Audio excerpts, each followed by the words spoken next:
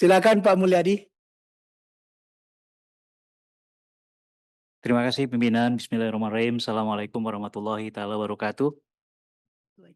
Pimpinan dan rekan-rekan anggota yang saya hormati, Pak Menteri Koperasi beserta Pak Wamen, Pak Peri, senior saya itu Pak, sahabat saya Pak, seperjuangan dulu.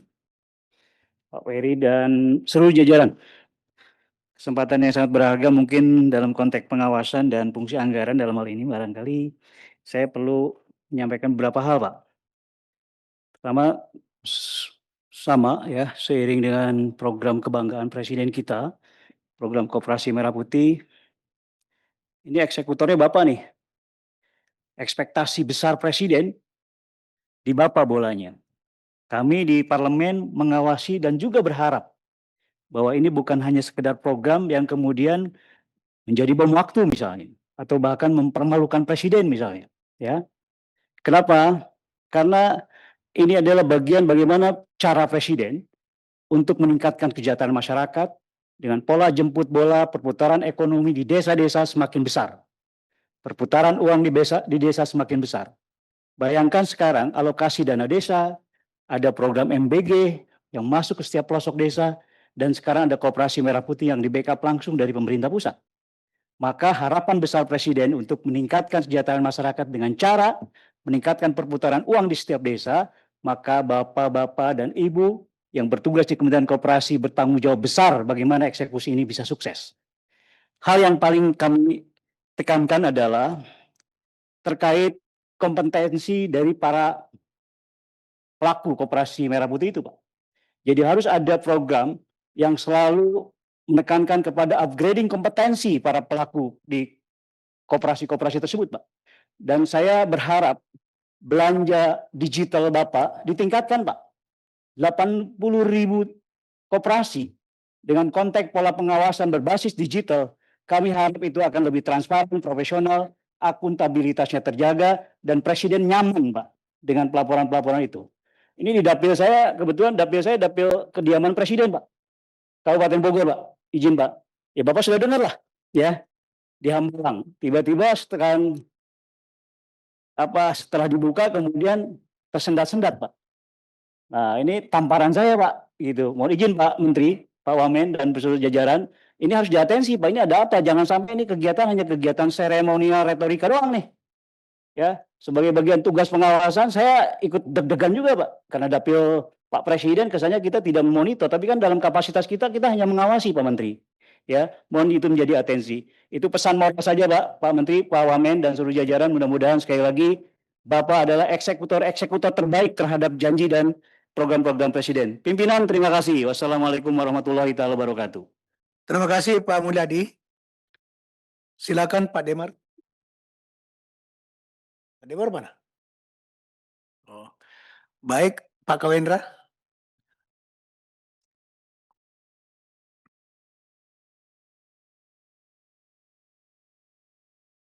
Assalamualaikum warahmatullahi wabarakatuh. Terima kasih Puang Pimpinan beserta Komisi 6 yang sama-sama kita hormati, Pak Menteri, Pak Wamen Koperasi, Pak Sekjen dan semua jajaran yang senyumnya makin lebar makin hari.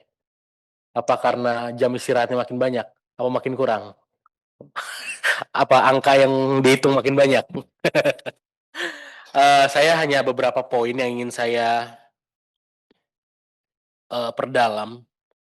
Saya pertama apresiasi melihat anggaran ini yang direncanakan oleh teman-teman Kementerian Koperasi merepresentasikan bagaimana merespon dunia terhadap digitalisasi. Karena di sini alokasinya jelas, ya kan? Nah, tapi memang ketika kita melihat bahwa anggaran untuk digitalisasi ini semakin baik, tentu kita punya ekspektasi yang oke juga gitu. Jadi saya punya harapan Pak Menteri dan beserta seluruh jajaran di Kementerian Koperasi bahwa ketika berbicara globalisasi, nanti kan di situ di ujung itu ada juga tuh usulan penguatan data, informasi dan lain-lain, itu kan ada 460 sekian tuh. Nah, itu harus bisa jadi open data koperasi yang memang bisa mendorong kita bisa melihat potensi di G20 makin baik, di ASEAN, di PBB makin baik gitu kan. Nah terus kemudian saya juga ingin menyoroti bahwa anggaran digitalisasi yang dialokasikan ini bukan hanya sekedar bicara, orang mungkin sederhananya bikin server, bikin aplikasi, tidak seperti itu. Saya punya harapan besar di sini bisa jadi nanti harus ada juga digital adoption index-nya. Supaya apa? Kita bisa lihat bahwa anggaran yang digelontorkan tidak hanya bicara buat seberapa banyak akun yang dibuat, tapi bagaimana masyarakat mulai mengoptimalisasi aplikasi yang ini. Jadi perputaran anggaran di aplikasi ini itu bisa terdata oleh kita. Jadi itu digital adoption index harus ada di anggaran itu. Terus kemudian di pengawasan itu ada sekitar berapa tadi? 37-an ya, 37,3 miliar ya. Nah, kalau boleh jangan sekedar kita bicara compliance checks, tapi justru jadi early warning system. Jadi jangan nunggu pengaduan ketika koperasi itu kolaps atau tidak berjalan optimal. Tapi harus ada early warning system ketika operation di koperasi ini tidak optimal, harus ada mitigasi segera. Nah, jadi harus ada itu.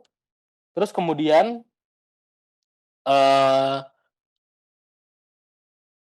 satu lagi, saya mendorong Kementerian Koperasi ini juga sama-sama mendorong ada Cross Border Cooperative Alliance.